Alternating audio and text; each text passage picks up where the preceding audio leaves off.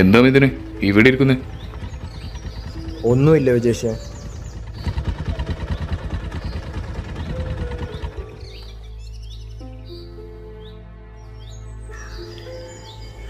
എന്താ ഇതിന് പ്രശ്നം?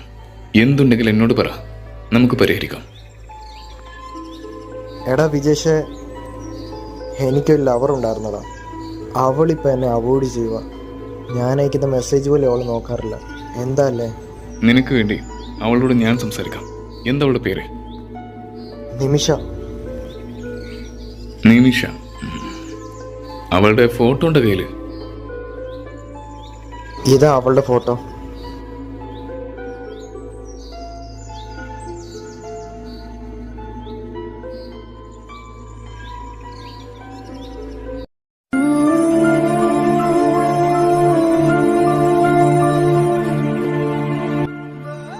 എടാ, ഇവളിപ്പോ എന്റെ ലവറാ.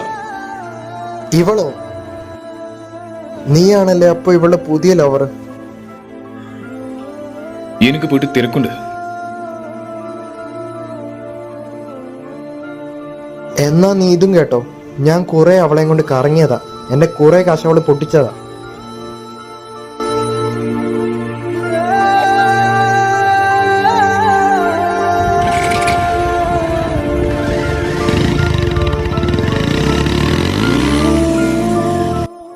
ഹലോ ബ്രോ, ഞാൻ ഇത്രയും സമയം നിങ്ങളുടെ സംസാരം ശ്രദ്ധിക്കുകയായിരുന്നു.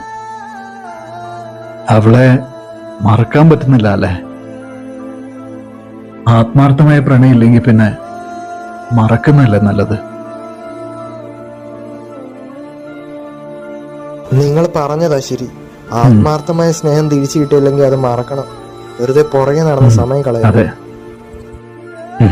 എന്നാ ശരി ഏട്ടാ, കാണാം.